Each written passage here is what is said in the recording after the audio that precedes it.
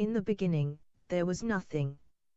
From that nothing came two beings, Anu and Padomaic. Yin and yang. Positive and negative. This is the story of their conflict. Both entities existed in the void, with only each other for company. Anu typically represented stasis, while Padomaic was a force of change. After literally timeless eons of their bickering, a third being came into existence. Nia, who was a chick. The two original entities now had something new to fight about.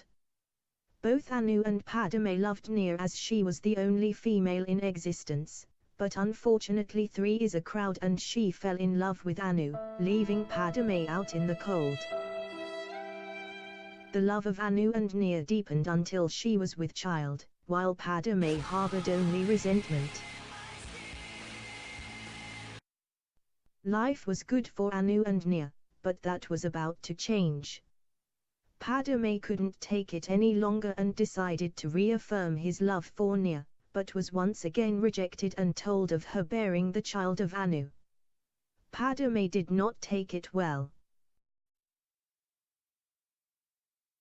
Finding Nia near death at the hands of Padomaic, he did what any sensible husband would do, and he either threw Padomaic, and himself by some accounts, out of time, which may or may not have existed yet, or alternatively he simply beat him senseless.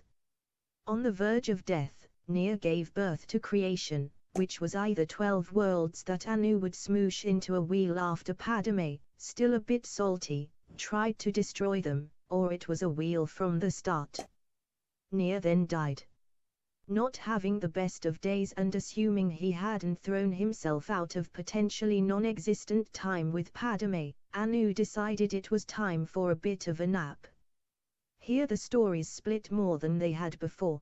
If Anu went for a nap, what we know as Aurbis may be him dreaming about what occurs with the wheel birthed by Nia, with his lack of social interactions beyond more than himself and 2 other beings, meaning that most of the characters in his dream seemed to have very similar ideas and repeating personalities, as well as imagining himself as a really cool dude called Anuad who made everything and was totally awesome, and imagining Padomaic as being a really edgy guy called Sithis who was no fun at parties. Eventually he begins to lose track of characters, doing things like mistaking characters who are dressed similarly to ones he made before and giving the new ones all the powers he imagined the old ones having. Slowly over time, some of these characters even begin to kinda think for themselves, and start to create new characters who start to think for themselves, and so on.